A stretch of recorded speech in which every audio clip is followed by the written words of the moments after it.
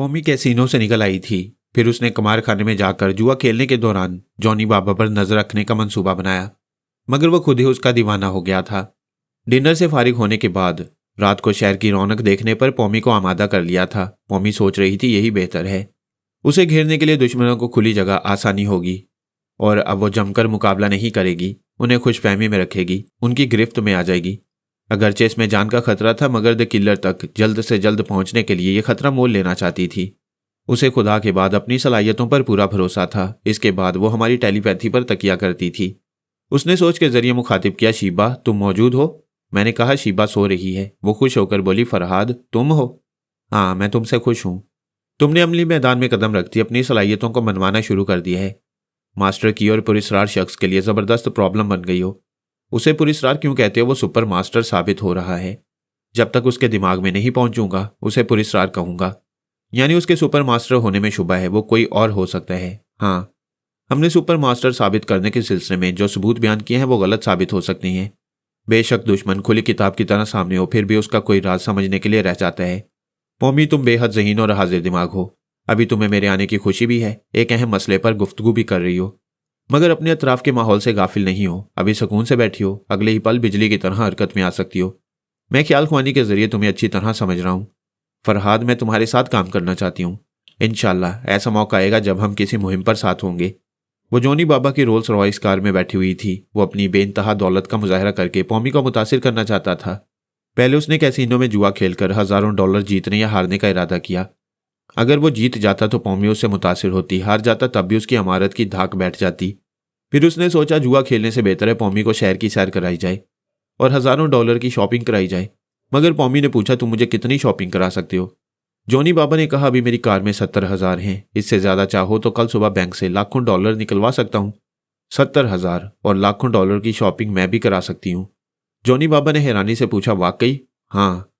Casino के garage में दुश्मन ये रकम छीन कर ले जाते तो तुम क्या कर लेते? मैं बेबस हो गया था। मैं तुमसे ये रकम छीन लूँ तब भी बेबस रहोगे। कल सुबह लाखों डॉलर बैंक से लाओगे, उन्हें भी छीन लूंगी, तब भी बेबस रहोगे। और ये सारी रकम हासिल करके मैं तुम्हें शहर में घुमाऊंगी और तुम्हें शॉपिंग कराऊंगी। वो सारी रकम तुम्हारी नहीं मेरी होगी, क्योंकि दौलत उसी की होती है जिसकी मुट्ठी में हो। उसने मजबूरन ताइद होकर सर हिलाकर कहा, समझ गया। मैं दौलतमंद होते हुए भी कंगाल हूं, तुम्हें किसी तरह मुतासिर नहीं कर सकता। ये उस वक्त की बात है जब जॉनी बाबा पौमी और बूढ़े आशिक के साथ कैसीनो से निकल रहा था। उसने बूढ़े की तरफ इशारा करते हुए पौमी से कहा, मैं इस मुकद्दर के सिकंदर से 2 बातें करना चाहता हूँ। जरा इसे अलग ले जाऊंगा अगर तुम्हें एतराज ना हो। ले जाओ, मगर ये मुझे सही सलामत मिलना चाहिए। जॉनी बाबा ने बूढ़े को अलग ले जाकर पूछा, उसके सामने तुम्हारा बुढ़ापा कांपता है, क्यों मजाक बनते हो? भाग जाओ। कैसे भाग जाऊं? ये फिर पकड़ लेगी। मैंने शुगल के तौर पर इश्क का इजहार किया था, यह सचमुच गले पड़ गई है। मैं तुम्हें 5,000 डॉलर दूंगा, तुम इसके साथ चलते चलते अचानक जमीन पर गिरकर बेहोश हो जाओगे। 5,000? मैंने एक मुद्दत से 5,000 डॉलर एक साथ नहीं देखे। जॉनी बाबा ने जेब से एक गड्डी निकालकर उसके हाथ पर रख दी। बूढ़े ने कहा, यह गड्डी कितनी गर्म है, बदन में हरारत पैदा कर देती है। वो रकम जेब में रखकर पौमी के पास आया। पौमी ने कहा, मैं देख रही थी, तुमने उसे जो लिया है वापस कर दो। वो गिड़गिड़ाते हुए बोला, मेरी माँ मुझे माफ़ कर दे, आइंदा मैं किसी जवान लड़की से मजाक नहीं करूंगा। पौमी ने पूछा, क्या मैं बदसूरत हूँ? उसने सर हिलाकर कहा, नहीं। क्या मैं जवान नहीं हूँ? तुम हो, मैं नहीं हूँ। मैं तो बूढ़ों से भी क्या गुजरा हूँ। उसने अपने सर की तरफ इशारा करते हुए कहा, तुम समझते हो ये असली है? नहीं, मेरा सर चटियल मैदान है। उसने अपनी विग उतार दी। तुम इस सफाचट मैदान में जूते मार लो, मगर मुझे छोड़ दो। मैं सच्चा इश्क करती हूँ, छोड़ नहीं सकती। लानत है, उसने विग को जमीन पर पटकते हुए कहा। मेरे मुंह में सचमुच दांत नहीं है, ये देखो। उसने मुंह में हाथ डालकर और नीचे के दांतों के सेट निकाले, फिर दिखाते हुए कहा, मुझे अपना भेद खोलने पर मजबूर कर रही हो। आज ये जवानी का भरम भी गया। वो अपनी मसनूई भवें नोचने लगा। उस पर से जवानी की खाल उतर चुकी थी। वो सिर्फ बूढ़ा नहीं, बंजर भी दिखाई दे रहा था। सूरत ऐसी हो गई थी कि देखने को जी नहीं चाहता था। पौमी ने कहा, मेरी जो वीडियो कैसेट तैयार की है वो मुझे दे दो। वो करीब रखे हुए कैमरे के पास गया, जल्दी से कैसेट लेकर आ गया। पौमी ने उसे लेकर कहा, दफा हो जाओ। वो कैमरा उठाकर भागता चला गया। जॉनी बाबा ने पास आकर कहा, तुम हसीन भी हो, दिलेर भी और बहुत गहरी भी। एक बूढ़े को अच्छा सबक सिखाया है, एक जवान को भी सिखाना होगा। उसने जॉनी बाबा के बाजू में अपना बाजू डालकर कहा, आओ चलें। उसने रोल्स रॉयस का दरवाजा खोलते हुए कहा, मैं ऐसी कोई हमाकत नहीं करूंगा। अब वो जॉनी बाबा के साथ कार में बैठी एक शाहरा से गुजर रही थी और सोच के जरिए मुझसे बातें कर रही थी। इस दौरान अकबनुमा आईने में भी देखती जा रही थी। ना कोई ताकुब कर रहा था, ना सामने से कोई रास्ता रोकने वाला था। मैंने कहा यह अच्छी आदत है, दुश्मनों को फरामोश ना करो, मगर उनके इंतजार में ज्यादा बेचैनी नुकसान पहुंचाएगी। बाज़ औक़ात तो दुश्मन ऐसी भी चालें चलते हैं कि अपने आने का यकीन दिलाते हैं और इंतजार कराते कराते थका डालते हैं, फिर अचानक ही शब खून मारते हैं। जॉनी बाबा ने एक जगह कार रोक दी। पॉमी ने पूछा क्या बात है। उसने कहा तुमने डिनर से पहले मुझे पीने की इजाजत नहीं दी, अब तो 2 घूंट पी लेने दो। मैं कह चुकी हूँ शराब मेरे मजहब में हराम है, पीने जाओगे तो गाड़ी ले जाऊंगी। वो बेबसी से बोला ये मेरी जवानी की पहली रात है कि शराब की दुकान चंद कदम पर है और शबाब एक बालिश्त के फासले पर, मगर मैं प्यासा हूँ। उसकी बात खत्म होती अचानक पिछली सीट का दरवाजा खुला, कोई तेजी से अंदर आया।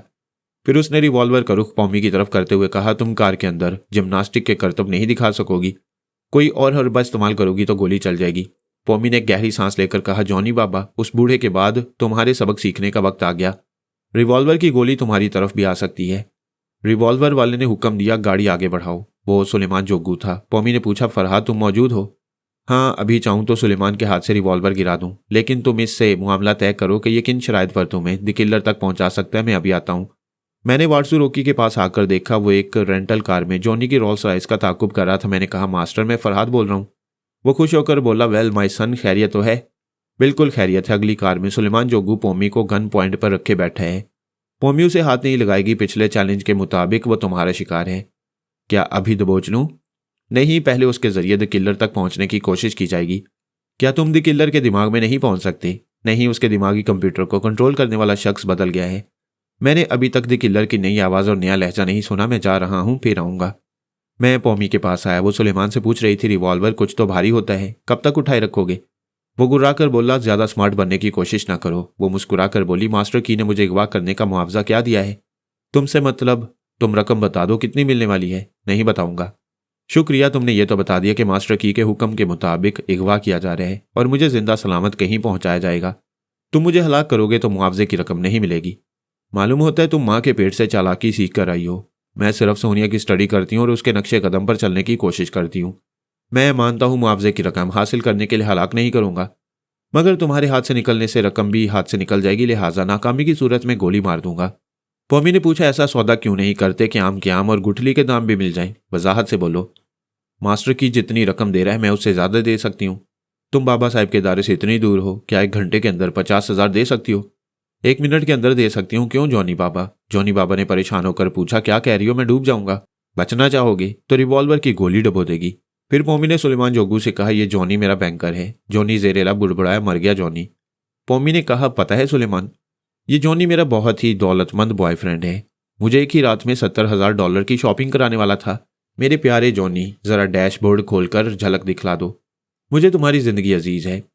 जॉनी बाबा ने एक तरफ कार खड़ी की, चाबी से डैशबोर्ड खोला, बड़े बड़े नोटों की झलक दिखाई, फिर बंद करने लगा। पॉमी ने कहा ठहरो सुलेमान जोगू का रिवॉल्वर भी लॉक कर दो, हमारे दरमियान सौदेबाजी होगी।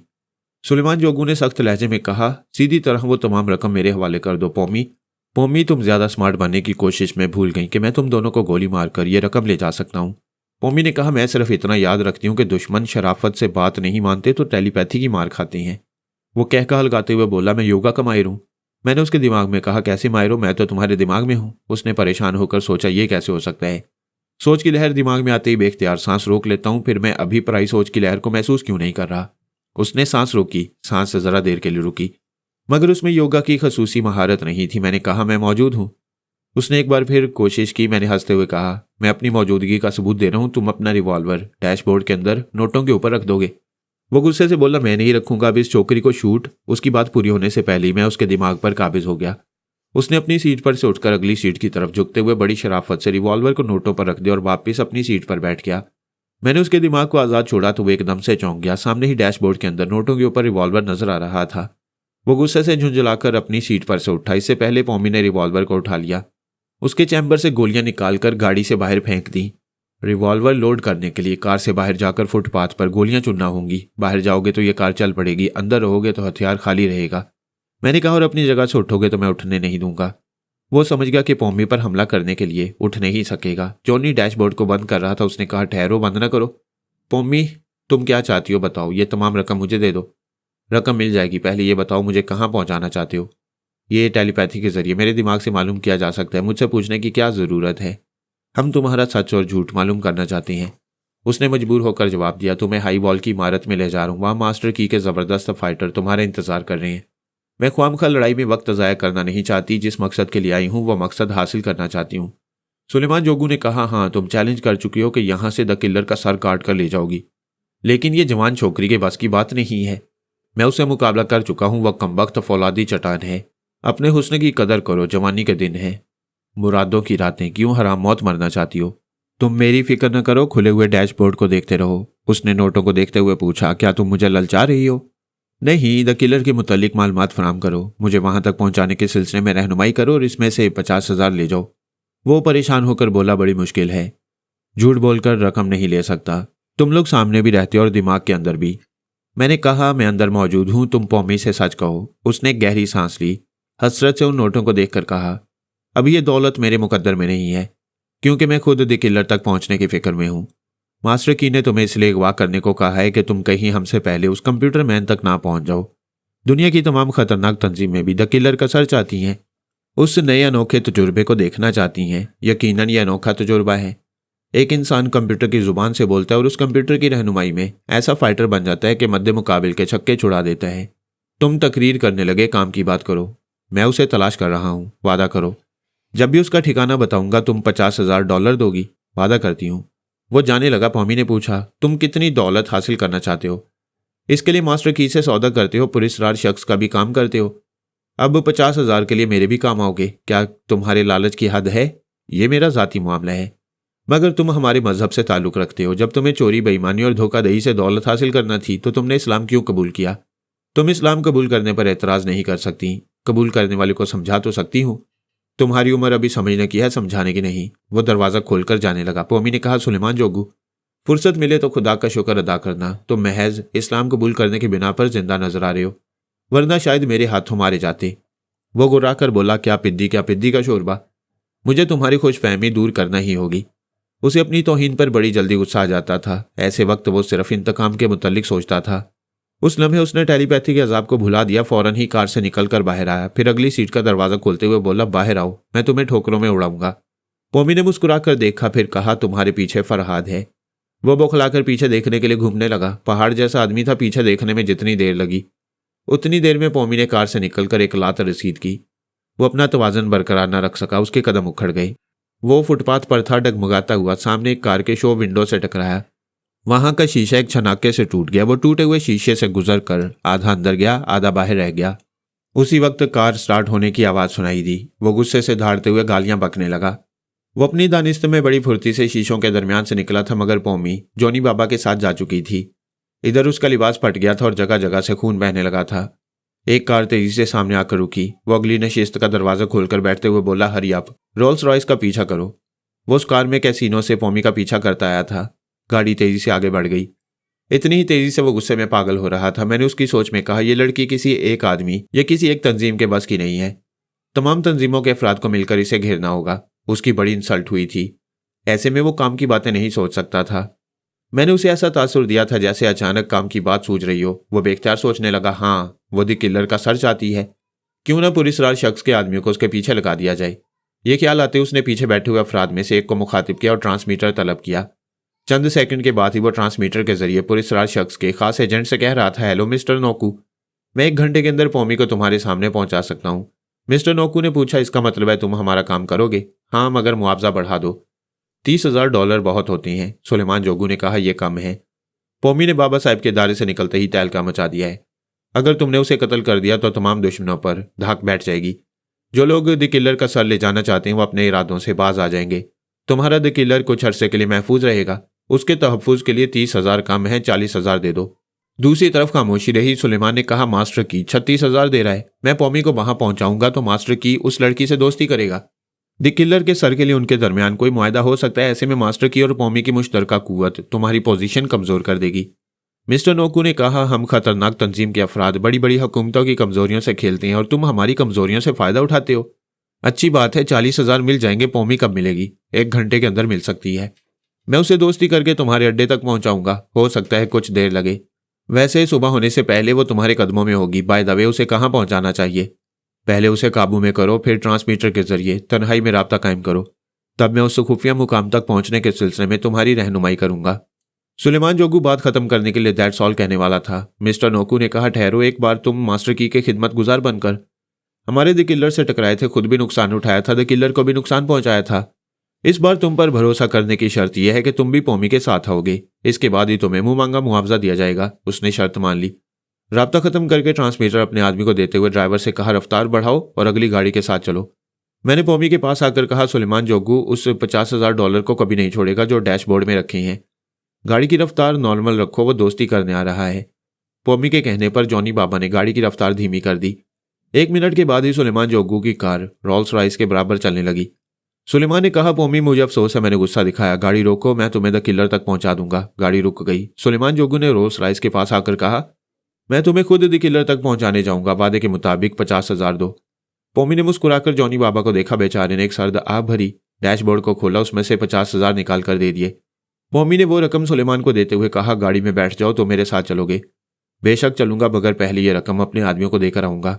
पोमी ने एतराज नहीं किया। वो कार के पास आ गया, उस रकम को अपने आदमियों के हवाले किया, फिर वापस आकर रोल्स रॉयस की पिछली सीट पर बैठ गया।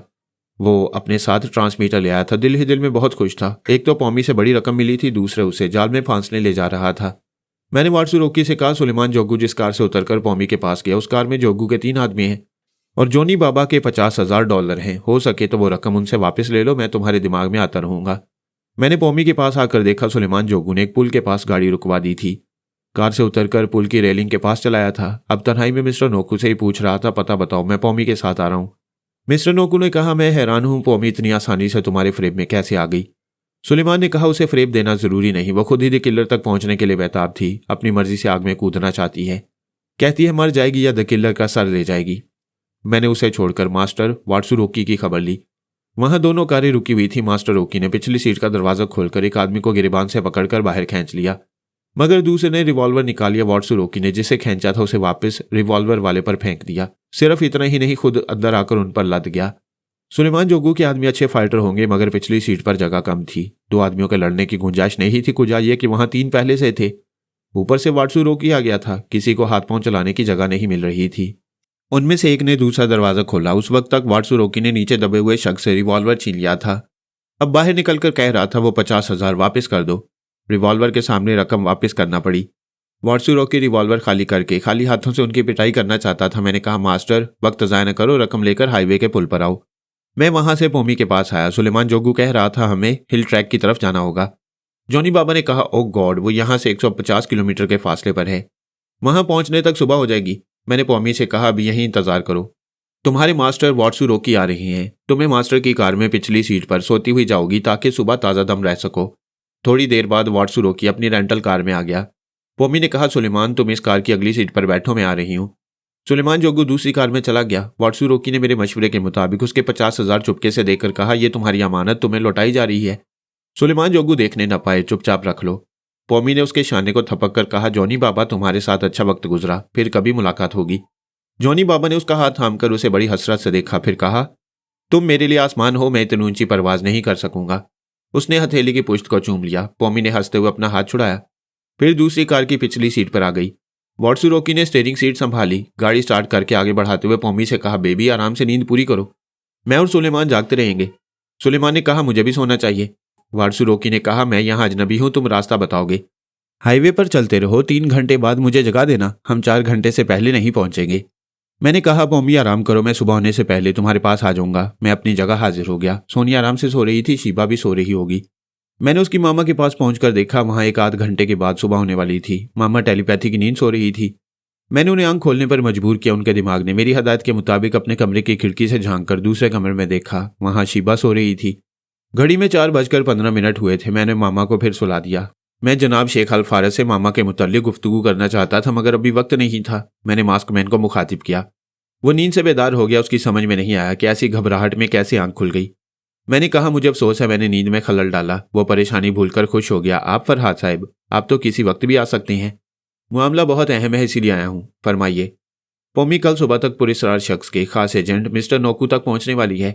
मिस्टर नोकू हिल ट्रैक में रहता है। मास्कमैन ने कहा, हिल ट्रैक मीलों दूर तक फैला हुआ इलाका है। पोमी की मंजिल कहाँ है? हिल ट्रैक पहुंचकर सुलेमान जोगू ट्रांसमीटर के जरिए राब्ता कायम करेगा। मिस्टर नोकू उसकी रहनुमाई करेगा। हमारे क्यास के मुताबिक द किलर वही है। आप इत्मीनान रखें, सुबह होने तक हमारे मुसल्लह अफराद हिल ट्रैक के मुख्तलिफ हिस्सों में पहुंच जाएंगे। पौमी की ज़रूरत के लिए हेलीकॉप्टर वहां से कुछ फासले पर रहेगा। तलब करते ही पहुंच जाएगा। मैंने कहा, अभी हम नहीं जानते वो जगह कैसी होगी, हालात क्या होंगे, पौमी की ज़रूरियात क्या होंगी। आप अपने आदमियों को समझा दें, पौमी की किसी भी गैर मुतवक्का ज़रूरत को पूरा करने के लिए ज़हनी तौर पर तैयार रहें। बिल्कुल यही होगा, मैं अहकामात जारी कर रहा हूँ। मैंने अपनी जगह हाजिर होकर खुद को बिस्तर पर गिरा दिया। दिमाग को हदायत दी, फिर चंद सेकंड के बाद ही गहरी नींद सो गया। मैं चाहता तो मिस्टर नोकू के दिमाग में पहुंचता और मालूम कर लेता कि हिल ट्रैक के किस हिस्से में वो पौमी को बुला रहा है, मगर मैंने एहतियातन ख्याल ख्वानी से परहेज किया। मिस्टर नोकू योगा का माहिर हो सकता था। दुश्मन इतने नादान नहीं होते जितना हम समझते हैं।